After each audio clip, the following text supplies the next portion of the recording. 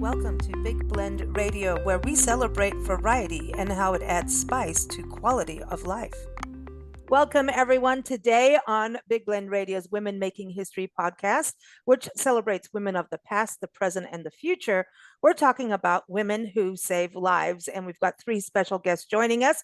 All the way in England, we've got Glyn Burrows, who's a family history expert, and the owner of Norfolk Tours. And if you're into history, you're going to call Glyn when you go to England, and he'll take you to all the spots you want to go to and even help you dig up your family history. Isn't that fun to say, Glyn? Hi, welcome back. Yeah, lovely to talk to you again. Yeah, I help digging up the past. That's what I like to do. But not in actual resting spaces, right? No. Probably Okay. avoid cemeteries. Okay, that's good. Well, everyone, you can go to norfolk-tours.co.uk to keep up with Glyn. Everyone's links are in the episode notes, and Glyn's got an article about three ladies he's going to be talking about today. So that's also linked in the episode notes. We've got Sharon Kurtz, who's an award-winning travel writer and photographer. And you can go to sharonkkurtz.com, and that's with a K. But Sharon, welcome back home, like for a few days, right? Yes, for a few days. Yeah. Oh, and she's over in Austin, Texas, but you have been in Canada over the last few days and also upstate New York. Fredericksburg, Texas, yeah. actually last week, but who's counting? Yeah, who's counting? I know. So today you're going to talk about Harriet Tubman, right? Yes. Because she's part of the trip that you took upstate New York and over into Canada. And we also have Erin Youngless back on the show. She is a writer and a genealogist, and you can go to Genealogy by Erin, and that's ARYN. Don't ask me to spell genealogy because you never know what I might type something I shouldn't. But welcome back, Erin. How are you? Hi, Lisa. I'm fine. How are you? Doing good, doing good. So you've got a group of ladies you're going to be talking about today, which is cool. Yes, girl reporters. I love that. I'm going to talk about a lady of the present today, and I'm just going to quickly talk about her because she is part of our Big Blend Radio family. Her name is Dr. Jacqueline Ubani. She was born in Nigeria, and her family migrated over here, or immigrated, however you want to say it, came over here when she was a child. She served in the Navy, and that's how she got her medical training, and she became a cardiologist. And she's on Big Blend Radio every second Wednesday. We've known her for years, and she attended the University of California at Riverside for her undergraduate studies, followed by Boston University School of Medicine, and she joined the Navy after that to complete her training and served for 12 years. She was inducted as a fellow in the prestigious American College of Cardiology and in the Heart Rhythm Society, which sounds like a band to me.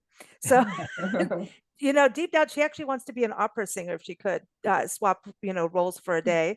So I've got a link in the episode notes for everyone to learn more about Dr. Jackie. She is the best-selling author of Women and Heart Disease: The Real Story. She is on a mission to get heart disease off of what's happening to women. It's actually the #1 killer of women and men, actually, in the world, heart disease. It's the #1, especially in the United States here. It kills more women than breast and lung cancer combined. And so her thing is silence is deadly when it comes to discussing women's heart disease. And she wants to solve that by telling people about lifestyle changes that they can do to prevent heart disease. So she's on a mission. So when we think about the past, present, and future, I love her story of what she's done to really get out there and do things, and it's a great immigrant story. Not right, Erin? I've got to say, because you deal with a lot of immigration records, right, with what you do? Yes, I do. Yeah. So everyone, Women and Heart Disease book.com is the website for Dr. Jackie. So, and I think you've been on a show with her before, Glyn, Dr. Jackie. I think years ago. Likely, I've been around for so long. I do forget.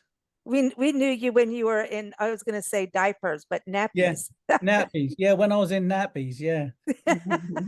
So let's start with one of your ladies, Glyn, that you want to talk about, because you've got two. Let's start on the medical side, right? So you've got two nurses. Yeah, I have. And both of them saved lots of lives in their own way. I mean, the first one I'm talking about is Florence Nightingale. I mean, we've all heard of Florence. Well, I hope you've all heard of Florence Nightingale. She was a nurse during the Crimean War. And although obviously she saved a lot of lives actually during the Crimean War, because she was helping to look after the soldiers, her main thing that we forget about, or lots of people don't realize, is that actually her way of nursing has actually saved millions of people throughout the world. Because before Florence Nightingale, nurses were just basically mainly women who just looked after people who were ill. Mm. After Florence Nightingale, she really started the profession and the realization that actually it was more than just nursing people needed. They needed cleanliness, and they needed to realize that the filth on the floor in the hospital needed to be cleaned up. They do say that when she took over running the hospital in the Crimea, the floor was sort of that thick in feces and blood. Well, Ew. that doesn't really help when you're trying to get better, does it? And that weren't until she introduced keeping the place clean that it was generally sort of accepted. And then she went on to train and getting nurses into workhouses, which is the places we used to put poor people. It really did have a knock-on effect. So it was not so much the fact that she looked after people during the war, she saved lives. Actually, she saved my life and she saved your lives by the way that now the medical profession operates. So I think that that is the sort of thing that a lot of us forget. That's huge. Did she start with the white jacket syndrome? I call it a syndrome. The white coat syndrome, I like mean, the I mean, she was probably one of the first nurses to wear a proper uniform as such. Mm, Because I mean, a wow. lot of nurses were from the church, because a lot of single women were involved in the church, so they would have wore their church, you know, their nuns' habits. But actually, Florence Nightingale realized that dirt and filth carried diseases, so therefore they needed to do something about that. So that's why Yeah. she introduced nurse training and generally tidying up Hmm. the hospitals. I love it. I love it. Hmm. So then you've got your other nurse. My You other like this nurse nurse. is a local nurse who was Edith Cavell. She was a nurse in Belgium. She actually again was a very one of the first to sort of introduce proper hospitals and nurses into Belgium, funnily enough. Before the First World War, she had a nurse training college in Brussels, and she came home to look after her mum, who was not very well. They lived in Norfolk, and while she was here, the First World War was declared. The first thing she did was get back to Belgium because she knew that she needed to be on the front line. So she was on the front line. She obviously again saved loads of lives during the fighting. This was the early days of the war. So she was saving English, Belgian, French, and German soldiers who were injured during the fighting. But the thing that Edith Cavell did was she helped people to escape, because where they were behind the enemy line. So if any English, French, Belgian soldiers were treated in the hospital, they were behind the line. So therefore they needed to either escape or they were then taken prisoner. What Edith did is she helped a lot of men escape. And for that, she was shot in 1915 because she was a traitor to the Germans. So she helped over 200 men escape, Wow. but she was shot in the process. She was Wow. buried in Germany, but then after the war, she was exhumed and brought back to Norwich, where she lies in the cathedral grounds. which is a fitting place for a real heroine. But again, she saved lots of lives during the First World War. But don't forget these 200 plus soldiers who she helped to get back to England. They went on to become husbands, granddads, great granddads or whatever. So these women who were nursing actually saved generations who wouldn't have existed. Exactly. And as a family historian, I realized that so many people were killed during the wars. So the ones who survived actually really brought back up the population. So we owe everything to these nurses who were fighting on the front line. They were risking their lives. Not only Florence Nightingale, who was actually in the Crimea, again with someone like Edith Cavell, she was actually behind the lines and was shot because of what she did. So we owe a lot to these women. Historian Mike Guardia, the author and historian, you've been on shows with him too. Yes. Glenn, he talked about medics. It was on National Nurse Day a couple months ago. He talked about nurses in the military and how we kind of forget about what the medical people go through. And he was talking about a nurse, and she wrote a biography or her memoir about it. She served in World War II and went through Italy, and they went on these boats, and he was talking about these boats are like, and you got to remember there's sharks out there. Like I always, whenever people start talking about boats and boat history and fighting and all of that, I'm going, but there's sharks that are just waiting to eat you, on the other side, but I'm going to be nice about sharks. But anyway, he was talking about this one lady, and she went in, and where they were set up was actually more dangerous than the foxholes that the guys that were in combat were in. And some of them were like, we need to get out of here, we're going to die.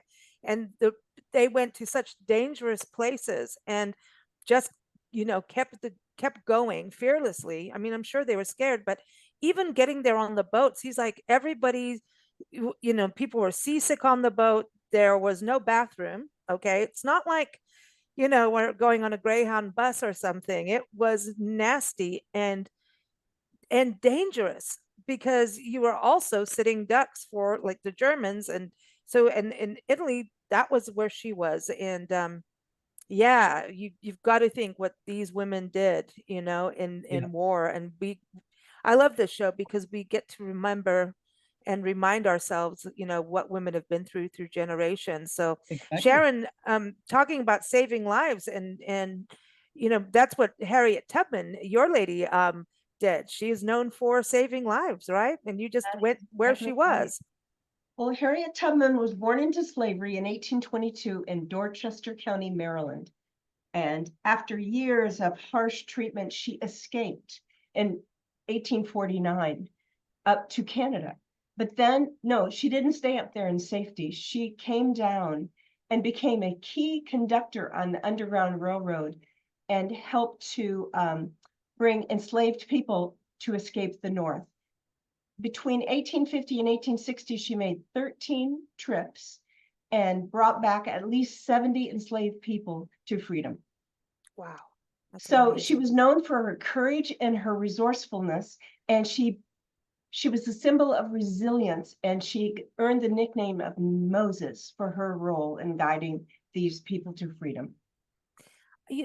And remarkably, she never lost a single person in her care. Wow. We went to I think it was Maryland.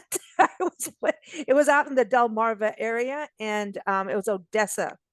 And we went to a home that was from the 1700s, and it was a Quaker home. They have no mirrors because that's too vain. You don't look at yourself in a mirror. But they were hiding slaves that were on the run at that, and they were hiding them in places you wouldn't believe. And we looked at how small. I mean, it's kind of when you think about Anne Frank and how she was, hidden away. So are these slaves that were on the run. I don't even know if my thigh could fit in where they were fitting in I don't like know. these. Did you see that kind of thing when you were there? I have been a number of places in my travels that were homes on the Underground Railroad.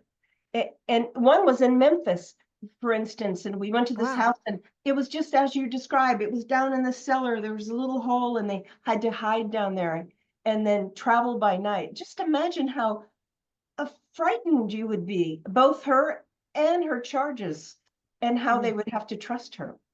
Wow. And I'm still wanting to know if it's true about the quilts on the Underground Railroad being a sign, like they were part of a language, like the symbols would let people know that this was a safe house. If there was a quilt hanging outside and it had Oh, the right, and some people say it's true, some people don't. So I don't know. I need to ask Ken Burns since he has one of the best quilt yes. collections in the country. Ask Ken, he knows.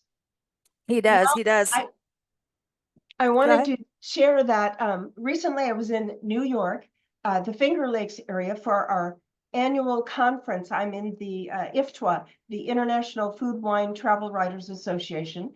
And we had a conference and we all had a opportunity to take a pre-trip to learn more about the history. I went to Niagara Falls, Ontario. However, some of my colleagues got to go here to Auburn, New York. The house behind me is Harriet Tubman's house in Auburn, New York. So Beautiful. after the Civil War, she lived for 10 years up in Ontario, right outside of Niagara Falls. And she bought this little house from, she purchased it in 1859 from a senator, William Seward, who was a prominent abolitionist at the time and the Secretary of State. And here's where she outlived the rest of her years. So in this modest brick home, and they got to tour it, and there was a little museum about Harriet inside this house, and then a little white infirmary where she continued to care for people the rest of her life. And they Wow. said it was amazing. They had a timeline, they had posters, and they had a guide that just brought her life to life for them. Oh man, that's awesome. That's awesome. She's a hero. She is. She is. Erin, tell us about your group of ladies, the girl reporters. The girl reporters, yes. I think the most famous, oh, hold on a second.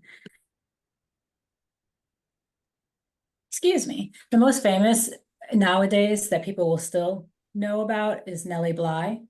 Mm. She was famous because she went to Blackwell Sanatorium, I want to say is the name of the place.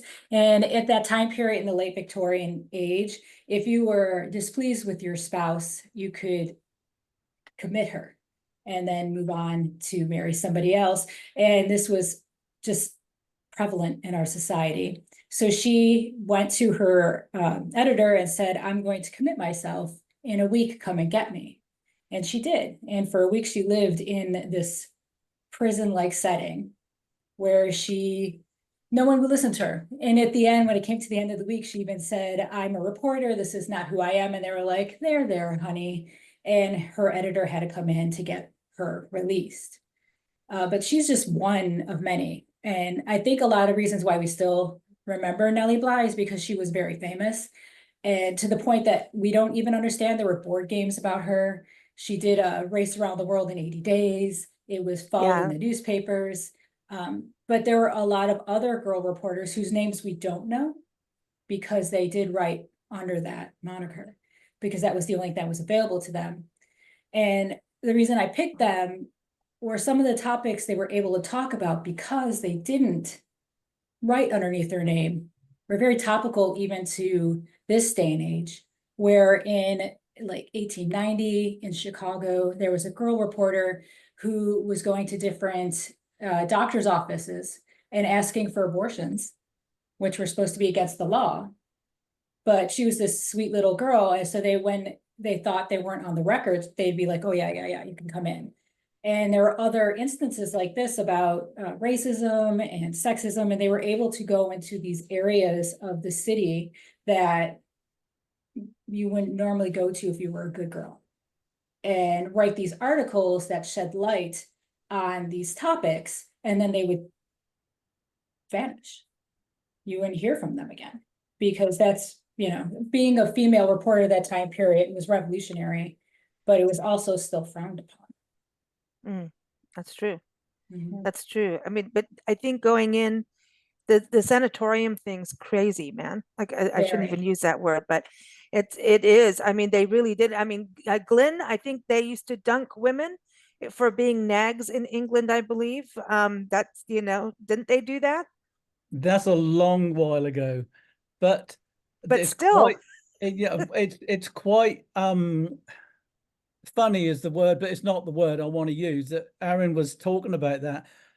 In my earlier life, I used to work for disabled adults, and we, as a team, went into an asylum because at that particular time, we're talking about the millennium turnover, they were talking about bringing people out of long-term asylum care into the community.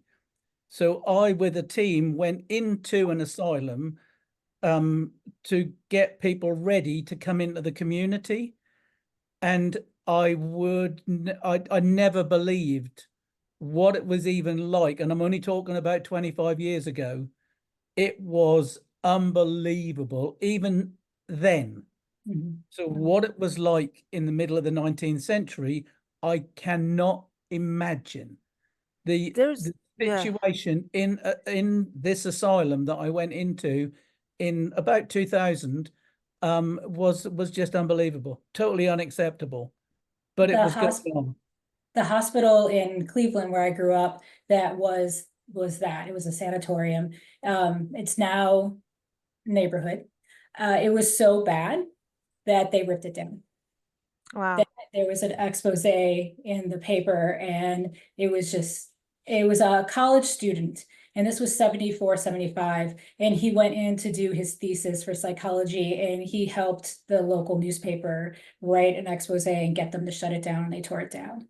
So in 1900. But the other thing with Nellie Bly that I don't know if people are aware of, the doctor who was attending her became her husband.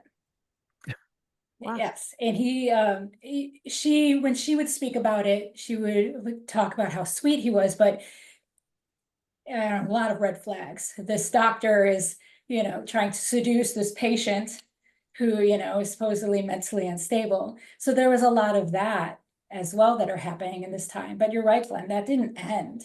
She did No. shed some light on it, but it continued for many, many years.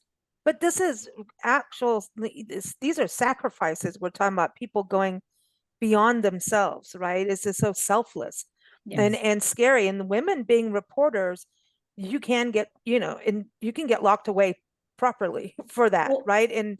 And looked down upon. I remember Clementine Paddleford was one of the first women food writers. Like, she ended up being flown around the country. It's an amazing story. But everybody went, you're going to write about food. At that point, food and travel writers have always been male. And now, I mean, if you're talking about the International Food, Wine, Travel Writers Association, Sharon, it's mostly women, as far as I've seen. So we've had a change, but this is the importance of journalism, is that journalism is supposed to be the watchdog of everything, of the people and the government. And so it's timely that you talk about it, because now it's all crazy, isn't it? Just saying. But I just recently interviewed an author. Her name is Anne Lowry. Her book is called The Blue Trunk. She was given, it's a novel, but it is family history. She was given this blue trunk, a family heirloom, and it was some great grandmother. And she got into this whole, and I'm gonna have to put the link in the episode notes for this, because it's exactly what you're talking about. She traced it back to her great aunt or great grandmother, I'm not sure which.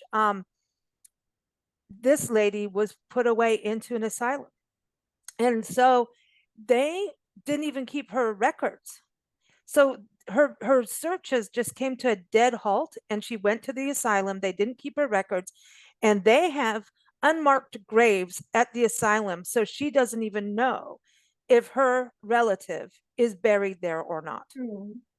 So these girl reporters going out there and talking and shedding light, that was massive. So do you, it's like the abolition, like Helen Hunt Jackson, who used to write and write and write what was going on with racism in our country, right? And Glenn, we've talked about Helen Hunt Jackson. She's a an English connection. But for them to put pen to paper and still, be alive is amazing, because I that think was a no-no. I think really and truly that in those days and relatively recently, for any woman to be outspoken was a very brave thing to do, because women, I mean, when I was little, it was children should be seen and not heard, but actually it was women as well. Mhm. And women really were just there to do the cooking and looking after the children, and women didn't have an opinion, and women didn't really have a place in society, not in real society. They were there, but they didn't have a leading role in society. Mm. So for a woman to actually have a role that made a difference was doubly amazing, Mhm. and it is like the people like Florence Nightingale, Edith Cavell, they were people who changed the world, but not only were they going against the the status quo anyway, but they were women, and women didn't have a voice. Women didn't have the vote, for pity's sake. Women weren't in parliament. Women weren't allowed to go to university. Women didn't have a place. And Mhm. that, I mean, it seems funny that there's a man talking about this, but it's unbelievable that only 120 years ago we were in the situation where women actually didn't have an opinion. And women didn't get to have the pen. We were livestock, just like slaves, depending on where, I mean, in what country. And then if you were an orphan child or a bastard, right? A bastard baby, a lot of times you were pushed right into an orphanage. And I know people who were just, you're going to go to an orphanage and it was almost your safest, not an orphanage, excuse me, you're going to become a nun. And that was your safe route, was to go to the church and become a nun. And they were sent around the world that way, whether or not they believed in that religion or, wanted to dedicate their lives to that. And it's, I mean, I know nuns that's what happened to them. It's crazy, when you think about being forced into it. I think eventually they're happy about it because they've been raised maybe with that religious upbringing, so it's not completely off, but you're forced into these careers and to go into other countries that you didn't even think about you wanted to go or not. So, and at very young ages. And then there's like the Magdalene sisters in, I think it was Ireland, that were all the laundromats, that, yeah, you know what I'm talking about. I was Erin, actually gonna bring that up go because for it. they closed. There are people my age who live there. They closed in the 90s. So yeah, the Magdalene Laundries, which started off as a great idea, but then became just a horrible place to be. But you'll see that in a lot of orphanages. There was an orphanage in, once again, Ohio, where I grew up, that when you start doing the research on it, there are articles about how the woman who ran the place would boil the dinner corn in with the laundry that had lye in it. And then those kids were sent off to help local families. And yeah, it's The Magdalene, there's crazy. actually a Facebook group on it. Oh, is there? Yeah, because It's all they're still trying to. it's There's- it's gonna say there's a really big movement about that at the moment. Oh. And there needs to be, because it is real. I mean, it's terrible. Well, it's worse than terrible. It really is unbelievable that Mm. that could have happened in our lifetime. It's unbelievable. But And I think about like someone like Harriet Tubman too, the bravery she had to have to cross back into a place where she could get enslaved and then being, if she got found out of what she was doing, she had to have a network of supporters that helped her do that. I think You know. there was, thank God, strong abolitionists all along the way, and they had safe houses, and they had probably those quilts, as you say, there's all kinds of Mhm. ways to, but how she guided 10 times, not losing a single person in her charge, that is like a miracle. And she had to have been, just imagine if you had people in your charge, they're frightened, maybe they're just paralyzed with fear. She had to encourage them, cajole them, be tough with them. She had to get them to safety. Mm. I don't know how. Wow, man, but there's strong women. Going back to the asylums though, that's when they used to zap people. You know, they'd put you in the chair and zap your brain. Now, I've talked to some psychologists about it, and they say actually some of it does work, but they're doing it in a nice, far nicer way now.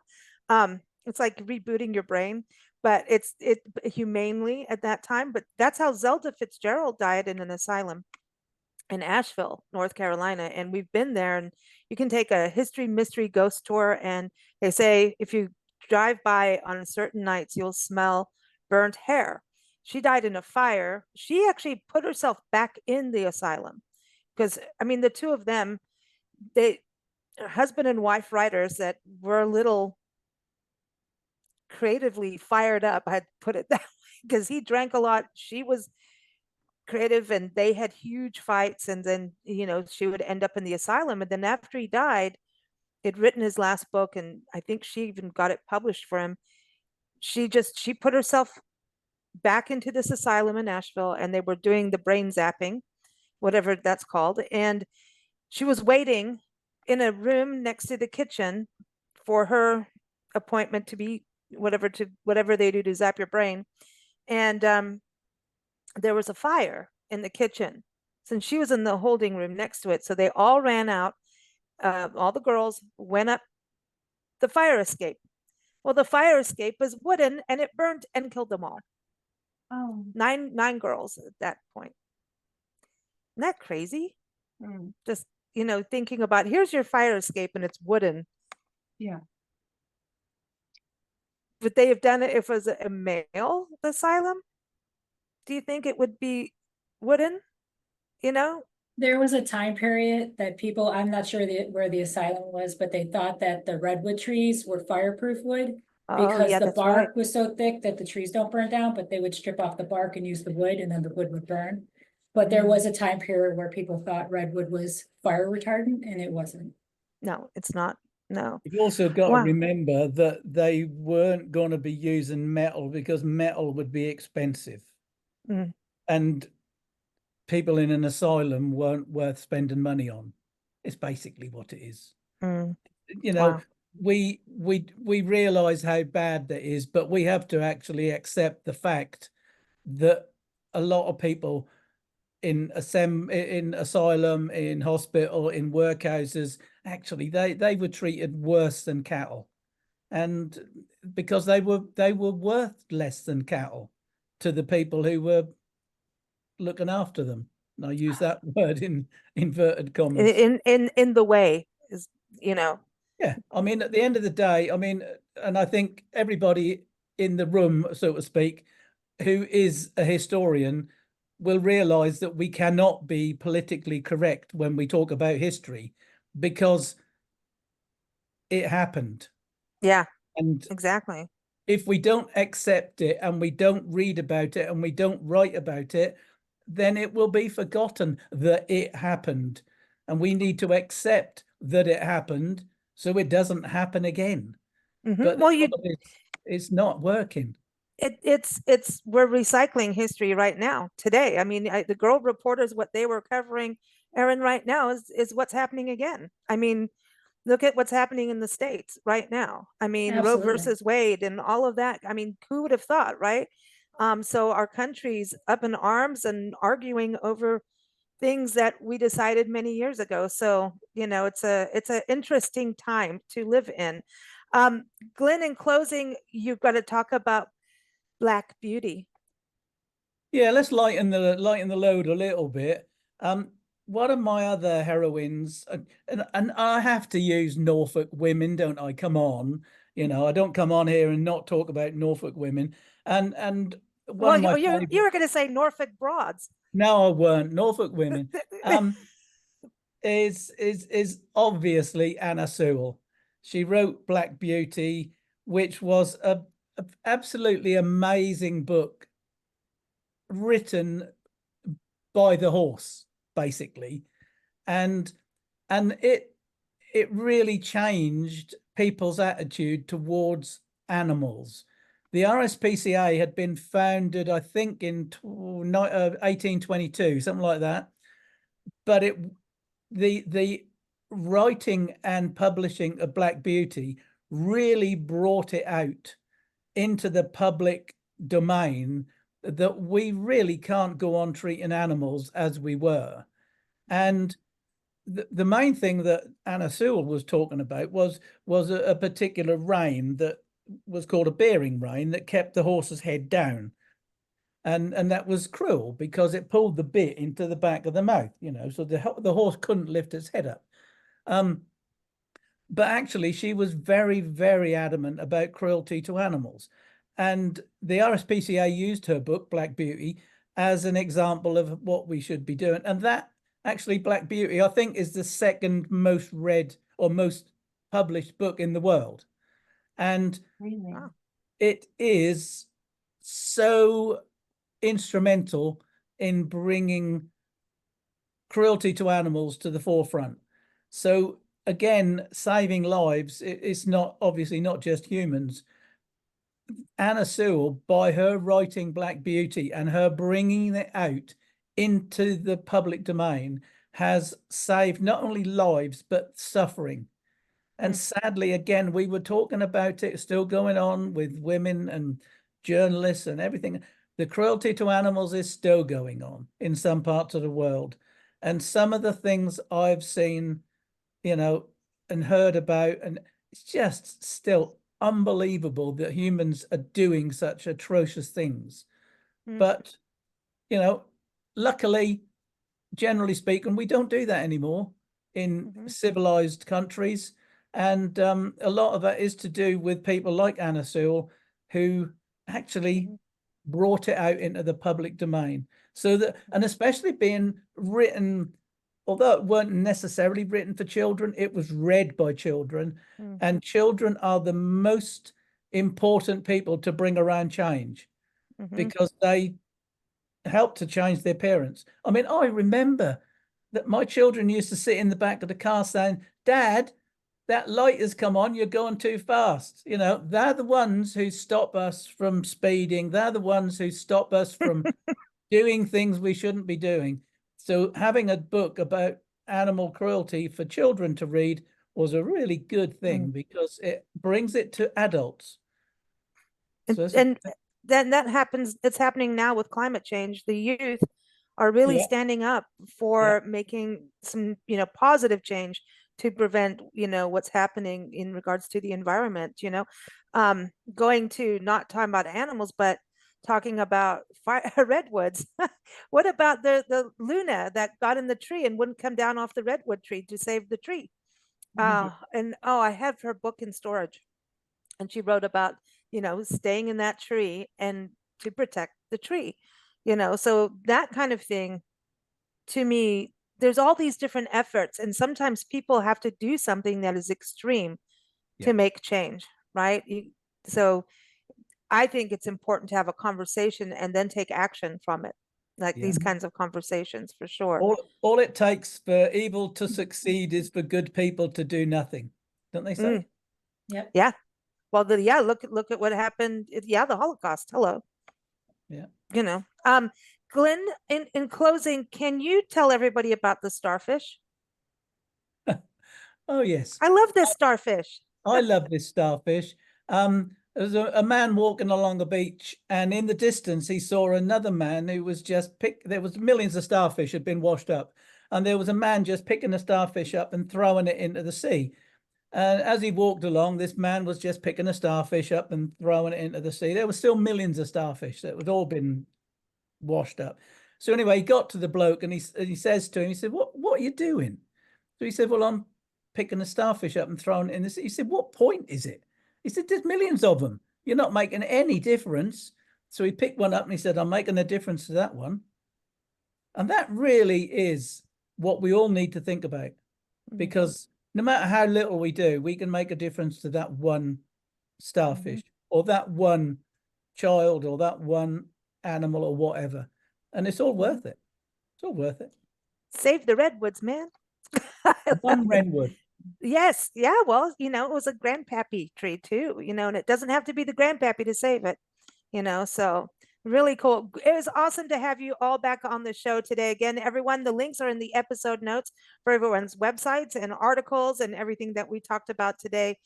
Thank you so much for joining us. And I know we'll be chatting with you again soon. So Yeah, thank very you. good. Thank Lovely you. to see you all. Bye-bye. Bye. Thank you for listening to Big Blend Radio.